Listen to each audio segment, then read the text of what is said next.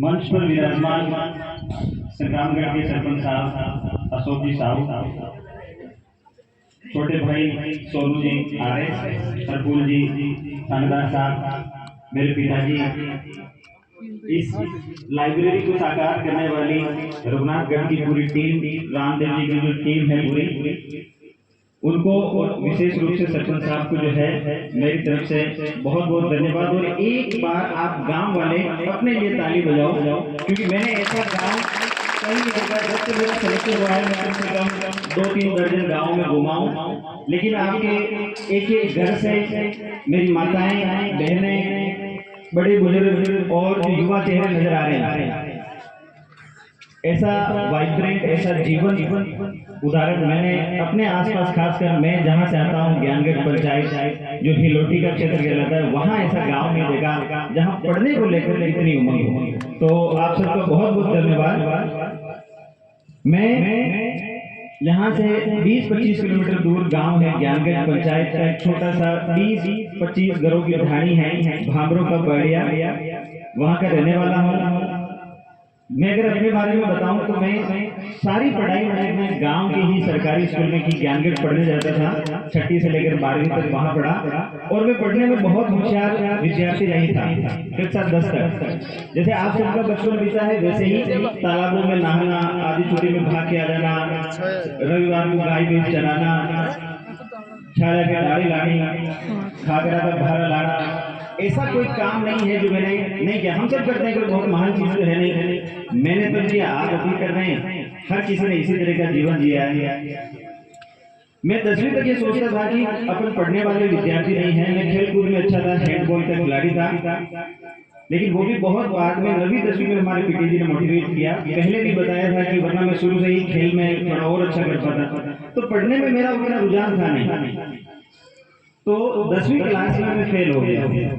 गणित और विज्ञान में मेरी सप्लीमेंट्री आई, सप्लीमेंट्री का परीक्षा दी मैंने, उसमें भी मैं फेल हो गया।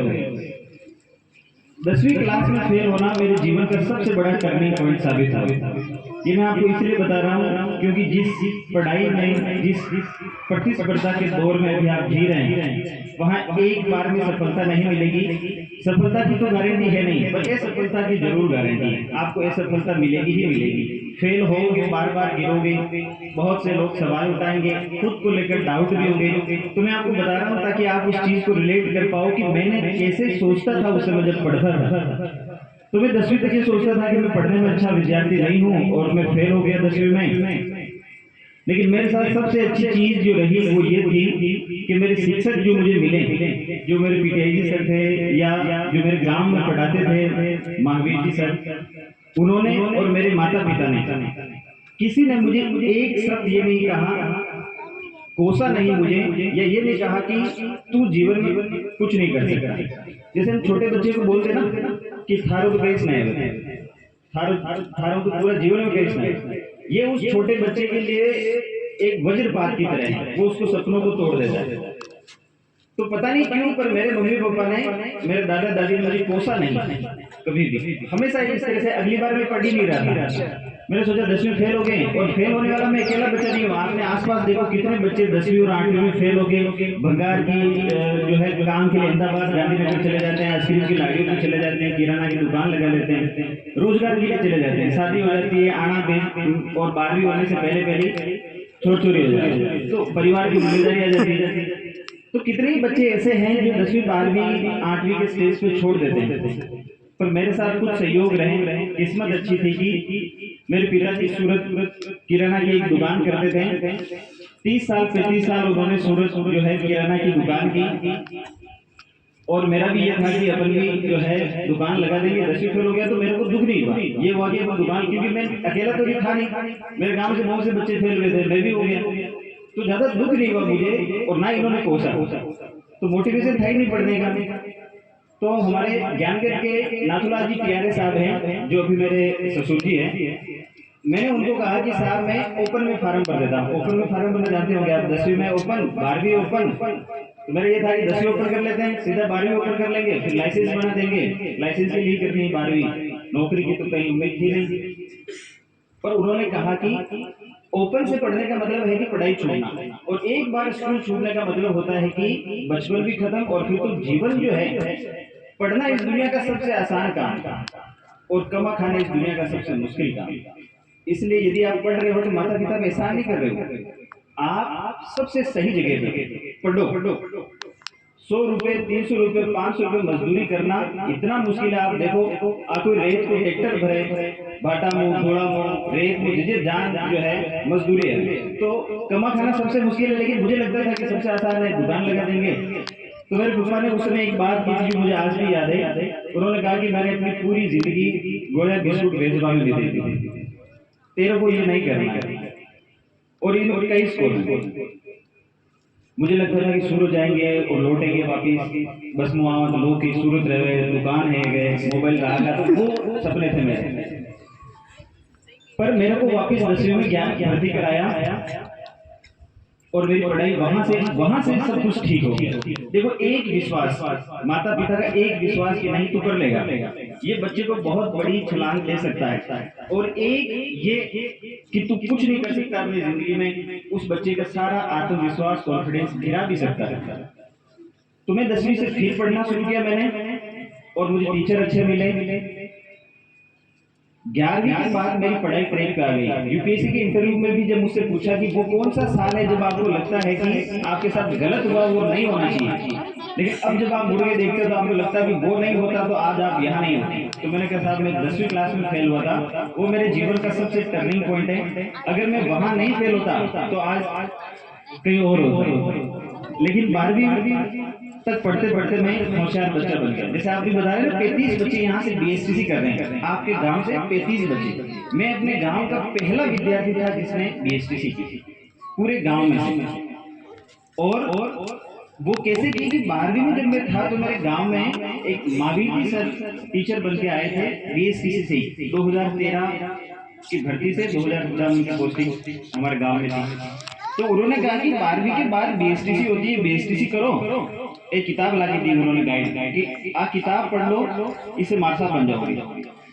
तो मैंने उनको कहा बस यही पढ़ ली है, 400 पेज की लक्ष्य की गाइड थी बीएसटीसी की। तो उन्होंने कहा बस ये पढ़ लो, मार्सा बन जाओगे। मुझे ये नहीं पता था कि बीएसटीसी के बाद रीड भी है, वो तो बाद में बीएसटीसी जाने के बाद पता चला। तो बीएसटीसी दिया, फर्स्ट बार में मेरा बीएसटीसी में भी नंबर नहीं आया, मेरे 401 नंबर थे और कटो बेटी 402।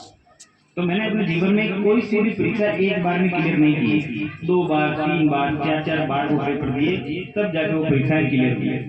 तो बीएसटीसी में नंबर नहीं आया।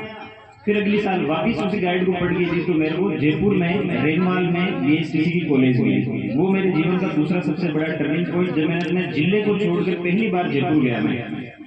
तो जयपुर पलायन करना बहुत सही रहता है कि जब आप एक जगह छोड़ के दूसरी जगह जाते हो तो आपके दोस्त बनते हैं, नई चीजें सीखने को मिलती है। तो मैं जयपुर गया तो मुझे वहां 2 साल मैंने बीएसटीसी भी की और प्राइवेट स्कूल में पढ़ाता भी था। तो जो प्राइवेट स्कूल में पढ़ाता था उसको मुझे 25 रुपए वो मिलते थे, जिससे मेरा महीने का खाना खर्चा हो जाता था और बाकी बीएसटीसी खर्च। तो 2 साल होते होते रीट खबर आने लगी कि रीट आ गई, जैसे अभी लग रहा होगा कि 24 में रीट आएगी, 25 में आएगी। तो उस समय 2017 में मेरी बीएसटीसी पूरी हुई, 2018 में रीट आई। उससे पहले मैंने खूब एग्जाम दिए क्योंकि मेरे को जॉब लगनी थी कैसे भी कर दी। तो बीएसटीसी करने के दौरान मैंने वन रक्षक का एग्जाम दिया, राजसमंद में वन रक्षक का जो पेपर हुआ था उसमें, पटवारी का एग्जाम दिया, ग्राम सेवक का एग्जाम दिया, कांस्टेबल का एग्जाम दिया, बूंदी जाके 3 राउंड जो है आर्मी के भी दौड़ के आया। इन सारी भर्ती में मेरा सिलेक्शन नहीं हुआ। वन रक्षक में मैं इंटरव्यू तो किया लेकिन रह गया। जैसे सोनू जी बता रहे हैं कि ये यहाँ पर पटवारी भी थे, 1 साल पहले वीडियो भी थे और अभी ये एसडीएम भी है। तो ये तो सफल हो गए, पटवारी, वीडियो। पर मेरे को मौका नहीं हुआ। अगर देखो कितना बड़ा सहयोग, अगर मेरे को पटवारी या वीडियो मिल जाता तो मारो गोली पढ़िया भी ना। ये तो क्या होशियार शुरू से तो पढ़ लिया। मैं ऐसा था कि पटवारी बन गए, मतलब पटवारी के मतलब गांव अपने लिए तो कलेक्टर से भी बड़ी पोस्ट में सेट हो जाता, पर भगवान ने बनने नहीं दिए, सब में फेल हो गए। पर बीएसटीसी हो रही थी तो एक कॉन्फिडेंस भी था, कॉन्फिडेंस बहुत था कि अपन कर लेगा। तो बीएसटीसी होते ही रीट आई। मैंने कहा कि अगर ये रीट चूके तो फिर सब चूके, क्योंकि फिर तो आणो में थे और उसे पढ़ो मुश्किल हो जाएगी। तो मैंने रीड का पेपर दिया और उस रीड के पेपर में आपको पता होगा, जो टीचर है उनको पता होगा, 2018 की रीड का मतलब है कि 2016 की रीड का पेपर इजी था, 2018 की रीड का पेपर बहुत कठिन था। तो 2018 की रीड से केवल 22 बच्चे सेलेक्ट हुए थे 30,000 की भर्ती में, बाकी सब 16 की मार्कशीट से थे। तो मैं 2018 की रीड से था, मेरे 122 नंबर थे और मैं भिलवाड़ा का सेकंड टॉपर था उस समय। और मेरे को रूपरा में, अपने रूपरा गांव में, ज्ञानगढ़ पंचायत के जस्ट पास में, वहां मेरी पहली पोस्टिंग मिली और मैं 3rd ग्रेड टीचर बना, प्राइमरी टीचर। और मैं इतना खुश हुआ जितना जीवन में कभी नहीं हुआ, क्योंकि मैं अपने गांव का, आपके गांव में कितने 16 टीचर गवर्नमेंट सर्विस और भी पढ़े हैं सब। मैं अपने गांव का पहला सरकारी नौकरी लगने वाला व्यक्ति था। 2018 की बात है। और जब मैं मार साहब बन गया तो मुझे लगा कि बस जीवन एकदम सेट हो गया, अब कुछ नहीं करेंगे, जिम में जाएंगे आराम से, आना मेल दिया और जो है काम वाम करेंगे घर का। सब हमें खुश था, परिवार वाले खुश थे, गांव वाले खुश थे, ससुराल वाले खुश थे, दोस्त खुश थे, क्योंकि सब दोस्तों में नहीं लगा था, पूरे गाँव में नहीं लगा था। तो मैं एकदम खुश था। लेकिन फिर क्या हुआ, आपको पता होगा, ज्ञानगढ़ में नाथूलाल जी प्यारे साहब के जो पुत्र हैं महेंद्र पाल जी, वो 2017 में आईएएस बने थे। तो वो जब आईएएस बने तो इसी तरह ये सेमिनार था, और जैसे अब रामदेव जी और सारे मार साहब मिलकर जो प्रोग्राम करा रहे हैं, ऐसे हमने भी एक प्रोग्राम करा।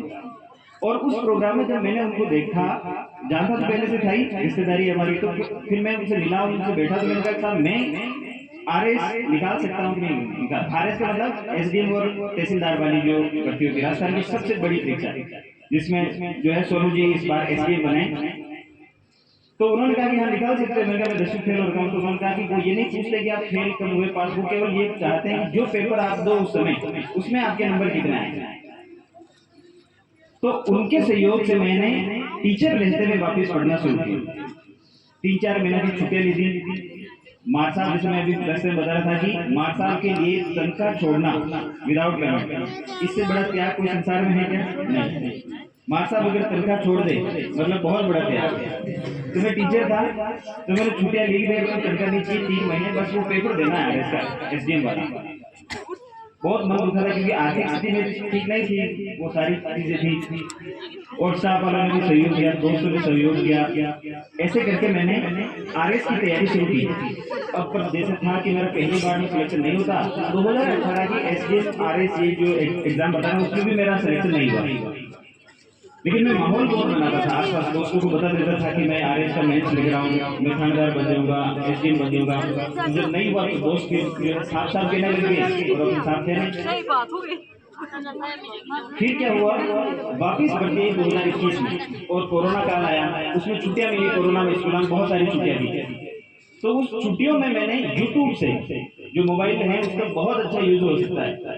देखो, इस मोबाइल से बड़ी कोई क्रांति नहीं है। जैसे सोनू बता रहे थे कि चाहो तो इसे मिसयूज भी कर लो, चाहो तो इसे यूज भी कर लो, चाहो तो पूरे दिन बैठे बैठे रील देखते रहो। एक बार शुरू करोगे 2 घंटे कैसे निकल जाएंगे पता ही नहीं चलेगा। मोबाइल आपका बहुत सारा टाइम और ऊर्जा खा जाता है। जैसे एक बार अगर स्टेटस लगाओगे ना तो 2 घंटा खर्च करे, एक बार स्टेटस लगा, बार बार लगाया तो देखो फोन कतरा देना, देखियो और कोई रिप्लाई दे दो, नहीं दे दो, या फिर जिसके लिए लगाया उसने देखा नहीं देखा। तो एक स्टेटस लगाना आपको लगता है 10 सेकंड का काम है, लेकिन वो आपके पूरे दिन में 2 घंटे खा जाएगा। दूसरी तरीका क्या है कि आप YouTube के ऊपर दुनिया के, भारत के सबसे अच्छे टीचर पढ़ा रहे हैं, फ्री में कंटेंट डाल रहे, सब कुछ उपलब्ध है।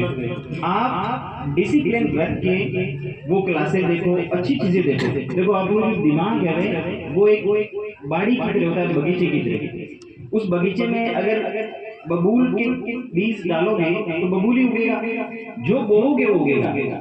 हमारा सबकॉन्शियस माइंड जैसे वीडियो उसमें डालोगे, जैसे विचार डालोगे, वैसा ही परिस्थितियां आपके लिए बनेगी।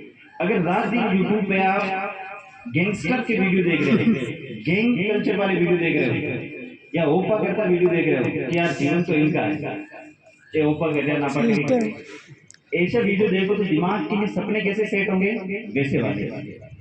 और अगर आप ऐसे वीडियो देख रहे हो, कोई पढ़ा रहा है, बहुत अच्छे से बता रहा है, कोई बोल रहा है, तो आपको लगे कि मैं इसकी तरह बोलूं, मैं इसकी तरह पढ़ूं, मैं इसकी तरह बनूं, कोई सा भी सपना, अगर कोई बिजनेस भी कर रहा है स्टार्टअप भी, तो भी वो अपने धंधे से संबंधित वीडियो अगर यूट्यूब पे देखें तो उसका बिजनेस बढ़ेगा। तो YouTube और मोबाइल को यूज करने की कला आपको आनी चाहिए, क्योंकि मैं ये इसलिए बता रहा हूँ कि मैंने कोविड के दौरान इसका बहुत अच्छे से यूज किया। और जब कोविड की छुट्टियां थी तो उन छुट्टियों में मैंने YouTube के माध्यम से IAS की तैयारी की और भी कोचिंगों की मदद ली, ये सारा किया। लेकिन मैंने 2020 में पहली बार UPSC का पेपर दिया, पहली बार में नहीं हुआ, दूसरी बार पेपर दिया,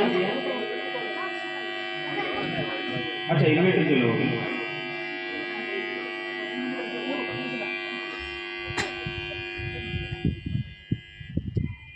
अब आवाज आ रही, ये आवाज चल रही है। हेलो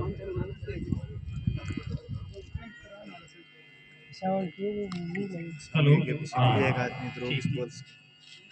इसे बंद ही कर दो ना, ये बैटरी वाला होगा।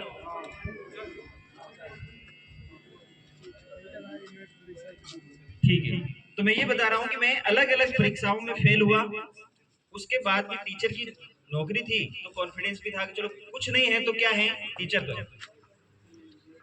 ये सब होने के बाद फिर आया 2021 का साल। देखो 4 साल हो गए मुझे पढ़ते हुए, टीचर रहते हुए पढ़ते हुए 4 साल हो गए 2022 में, पर मैं कुछ नहीं बन पाया, नहीं थानेदार बन पाया। जिस भर्ती में हरफूल जी SI बने, थानेदार बने, उस भर्ती में मैं कुछ नंबरों से रह गया। उस समय मैं सोचता था कि अगर मैं थानेदार बन गया होता तो आज SP नहीं होती, यानी भारतीय पुलिस सेवा IPS नहीं होती, क्योंकि मैं खुश हो जाता एकदम कि थानेदार बन गया और भी चाहिए बस। लेकिन सब सहयोग भगवान जो करता है वो सब अच्छे के लिए करता है। ये जो हमारे बड़े बुजुर्गों का जो विश्वास है कि भगवान जो करे सब बढ़िया करे, वो सच्ची बात है, क्योंकि हम छोटा सोचते हैं, भगवान बड़ा सोचते हैं। तो उस भर्ती में मेरा नहीं हुआ, फिर UPSC दिया, सब नहीं हुआ, पर 2022 का साल कैसा रहा? 2022 की जो साल था उसमें मेरे पास थानेदार की भर्ती मैंने वापस फॉर्म भरा, SDM वाली भर्ती का वापस फॉर्म भरा, और IAS जो ये होती है उसका फॉर्म भरा, और इन तीनों ही भर्तियों में मेरा सिलेक्शन हुआ। थानेदार वाली भर्ती में मेरा इंटरव्यू कॉल आया, मैं गया नहीं। जिस भर्ती में सोनू जी सिलेक्ट हुए, सोनू जी और हम दोनों ही साथ सिलेक्ट हुए, उस भर्ती में मेरी 22वीं रैंक थी, और UPSC 2022 में मैं IRS भारतीय राजस्व सेवा का IRS बना था, और 2023 में जब वापस दिया तो इस बार मैं IPS सेवा में सिलेक्ट हुआ हूँ। और इस बार 2024 जो UPSC का एग्जाम है वो वापस दिया है, पहला पेपर जो प्री का होता है वो हो गया है, मेंस दे रहा था मैं, 30 दिन बचे हैं उस परीक्षा के, फोन वोन सब बंद थे, लेकिन राखी आई तो मैंने सोचा कि घर चलते एक दिन का लिए, और उसी समय रामदेव जी और सरपंच साहब ने संपर्क किया था कि हमने लाइब्रेरी बनाई तो आप आ जाओ। तो मैंने कहा मैं घर आ रहा हूँ राखी के लिए, एक दिन के लिए, और विजयनगर उतरा, अभी जयपुर से घर नहीं गया हूँ, विजयनगर उतरा, और ये जो लाइब्रेरी आज देखी और जो आप सब लोगों का प्रेम और शिक्षा के प्रति जो मोह देखा, वो देख के ऐसा लगा जैसे कि आज राखी भी सफल हो गई और राखी का दिन भी सफल हो गया। अब ये तो मैंने अपने बारे में बताया, अब कुछ चीजें हैं जो मैं और बता देता हूँ। 2 बातें, एक अभिभावकों के लिए, माता पिता के लिए, और एक बच्चों के लिए। माता पिता के लिए पहली बात यह है कि अपने बच्चे के ऊपर विश्वास रखो, दूसरे बच्चे से उसे कंपेयर मत करो, तुलना मत करो कि वीको छोरो तो गुजराती ताड़ो है, तुम एकदम भेंडो, वो तो ऐसे तुम कर दी दो तो भाई नहीं करो। ये कंपैरिजन आपके बच्चे में हीन भावना भर देता है, इन्फ्योरिटी कॉम्प्लेक्स भर देता है।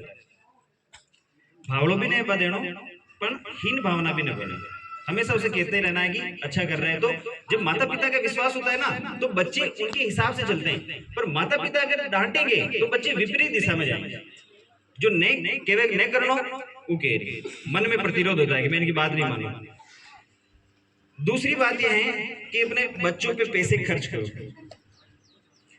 मेरे पिताजी ने जैसे ये मुझे बताते थे कभी कभी कि मैंने 10 साल 2 कीमती का ब्याज भरा है, और ब्याज के पैसे उतार उतार के मैं परेशान हो गया, क्योंकि हम सबकी समाज में क्या है, हम सामाजिक प्रतिष्ठा के लिए खर्चा करते हैं। हर साल जागरण देवो या मृत्यु भोज हो, कुछ भी हो, हमारी परंपराएं हैं, निभाना भी चाहिए। पर हमारे यहाँ शिक्षा पे हम बहुत कम खर्चा करते हैं और मान सम्मान और प्रतिष्ठा के लिए ज्यादा खर्चा करते हैं।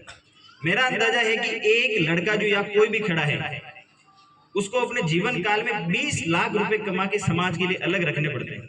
20 लाख रुपए ढूंढू लगान लास्ट तक 20 लाख रुपए वो अपने लिए नहीं, समाज के लिए खर्च कर।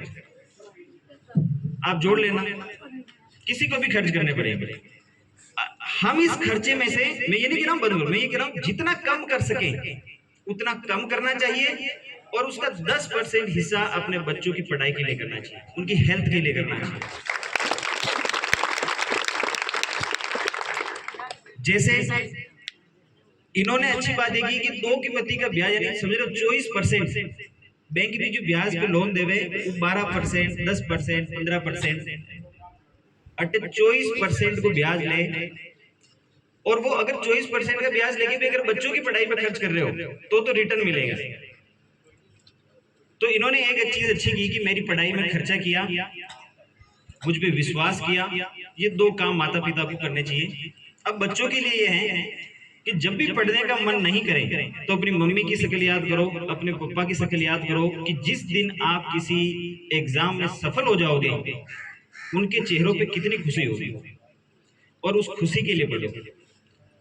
दूसरा, नौकरी का बोझ लेके मत पढ़ो कि नौकरी नहीं लगेगी तो जिंदगी समाप्त हो जाएगी। नहीं, शिक्षा का मतलब केवल नौकरी पाना ही नहीं है। अगर आपको नौकरी नहीं भी मिले, किसी को भी नौकरी नहीं मिले, तो उसकी मजाक नहीं उड़ानी चाहिए, क्योंकि शिक्षा का मतलब है आपको जागरूक करना। और बहुत वो व्यक्ति समाज में काम करे, चाहे राजनीति में काम करे, व्यापार में काम करे, वो व्यक्ति अगर पढ़ा लिखा है तो किसी भी व्यक्ति से बेहतर ही काम करेगा। सही मायनों में पढ़ाई वो है जो व्यक्ति को सशक्त बनाए, एम्पावर करे। इसलिए नौकरी का बोझ लेकर नहीं करना है कि नहीं लगेगी तो क्या करेंगे। पढ़ना अपने आप में अच्छी चीज है, तो कम से कम ये टारगेट सेट करके चलो कि मुझे अपने बच्चों को बहुत अच्छी स्कूलिंग, बहुत अच्छी कॉलेज में पढ़ाना है। उसके बाद वो जो चाहे वो करे, व्यापार करो, राजनीति करो, समाज का काम करो, धंधा करो, जो भी करना है, या नौकरी लो, पर पढ़ाना जरूरी है। ये नहीं कि भाई पढ़ के, जैसे कोई बहुत पढ़ के नौकरी नहीं लग पाया दुर्भाग्य से, सब तो नौकरी लगती नहीं, पर दुर्भाग्य से नौकरी नहीं लग पाया तो समाज उसे जीने नहीं देता है, अलग तरह के ताने कसता है। तो वो व्यक्ति भी इन्फीरियरिटी कॉम्प्लेक्स में आ जाता है कि मैं नौकरी नहीं लग पाया। तो कॉन्फिडेंस दिखना चाहिए। नौकरी नहीं लग पाए तो जीवन के किसी और क्षेत्र में बहुत अच्छा करेंगे। जो लोग नौकरी नहीं लग पाए वो आज राजनीति और समाज में बहुत अच्छा कर रहे हैं, कई उदाहरण मिलेंगे आपको, लेकिन पढ़ना जरूर चाहिए। दूसरी बात मैंने क्या बताई, माता पिता के चेहरे हमेशा सामने रखो। अगर उन्होंने आपको पढ़ा रहे हैं तो आपको पता नहीं है कि असली संग्राम, आपको लग रहा होगा कि फटाफट मोटा हैजामा, बड़ा हैजामा तो जीवन शुरू किया, बड़ा याप से कई स्कूल, बड़ा याप से तो असली लड़ाई है, कमा खाना पेड़ी, दूसरी सारी चीजें हैं, और वो बहुत मुश्किल है जीवन के। इसलिए जब तक पढ़ रहे हो बहुत अच्छे से पढ़ो, और माता पिता की जो चीजें हैं विश्वास उनको बनाए रखो, उनका सम्मान करो हमेशा। इसके अलावा एक और बात है कि जैसे लाइब्रेरी बन गई है, पर हो सकता है ये लाइब्रेरी 1 साल बाद इसकी हालत जो है वैसी ना रहे, तो अब ये उन बच्चों की जिम्मेदारी है जो 40 बच्चे यहाँ पढ़ने आएंगे, वो इस लाइब्रेरी को अपने घर से भी ज्यादा अच्छे से रख रखाव करें। झाड़ू लगाना, पानी की व्यवस्था करना, साफ सफाई रखना, लाइट वगैरह, ये सब आपकी अपनी जिम्मेदारी है। ये जिम्मेदारी आप लोगे तो लाइब्रेरी भी लंबे समय तक चलेगी। एक ये है कि जब मैं अगली बार वापिस आऊंगा तो मैं और सोनू भाई और फिर एक ऐसा प्रोग्राम करेंगे यहाँ अपने आसपास। तो मैं चाह रहा हूँ कि अभी तो हम आपके गांव के और अड़ोस पड़ोस के बच्चे कर रहे हैं, फिर एक प्रोग्राम करेंगे ताकि इस पूरे क्षेत्र में के बच्चों से मिलकर बात भी हो सके, क्योंकि हमारा जो क्षेत्र है पूरा मेवाड़ का इलाका, भीलवाड़ा, राजसमंद, उदयपुर, ये पूरा जो इलाका है इसमें शिक्षा को लेकर अभी भी वो जागरूकता नहीं है। आप भरतपुर, करौली, उधर दिल्ली के आसपास के क्षेत्रों में जाओगे तो आपको पता चलेगा कोई दिल्ली यूनिवर्सिटी में पढ़ रहा है, कोई जेएनयू में पढ़ रहा है, कोई आईआईटी कर रहा है, कोई डॉक्टर की कर रहा है। यानी हम एक पीढ़ी पीछे हैं। जो हम कर रहे हैं, हमारी जो पीढ़ी है, ये उनकी पीढ़ी में उनके दादा परदादाओं ने कर दिया है। इसका मतलब क्या है, एक पूरी पीढ़ी को सब कुछ छोड़कर शिक्षा पे खर्च करना ही पड़ेगा। एक पीढ़ी को बलिदान देना पड़ेगा, तब जाकर अगली पीढ़ी जो आएगी वो ठीक रहेगी। तो उन्होंने 60 साल 50 साल पहले बहुत अच्छा किया, इसलिए आज उनके बच्चे पूरी, आप देखो आज ओलंपिक के खेल हुए हैं, अभी कोई राष्ट्रीय स्तर पे खेल रहा है, कोई अंतर्राष्ट्रीय स्तर पे खेल के आ रहा है। जैसे भाई ने बताया था कि खेलों की तरफ ध्यान देने की भी जरूरत है। तो क्या हमारे गांव में ऐसी प्रतिभाएं नहीं है जो भाला फेंक सके? भाटा फेंक सकते हैं तो भाला भी फेंक सकते हैं, पर उनको मंच नहीं मिले।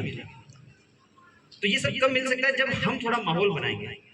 एक गांव तो ये, एक मेरे दोस्त है, मेरे साथ सेलेक्ट हुए हैं आईए से, वो उनका पूरा गांव देखोगे, उनके पूरे गांव में वॉलीबॉल का, टेबल टेनिस का, दौड़ने का ग्राउंड वगैरह सब बने हुए हैं, लाइब्रेरी बनी हुई है 30-30 सालों से, और उस गांव में अंतर्राष्ट्रीय खिलाड़ी है, आईएएस आईपीएस है, हर तरह के।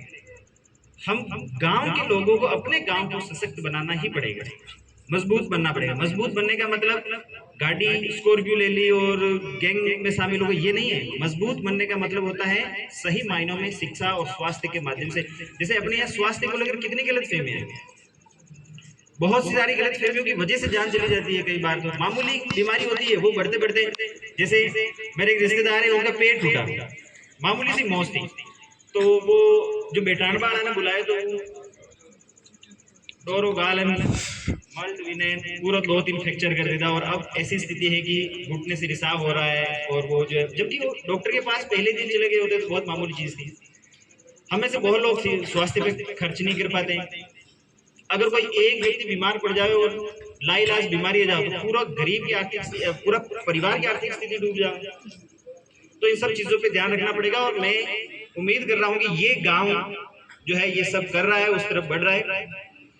मैं जहां भी जाऊंगा इस गांव का एग्जाम्पल जरूर दूंगा। बहुत बहुत धन्यवाद। उन्हें एक बार जोरदार पेशाब का तालियों से स्वागत करेंगे।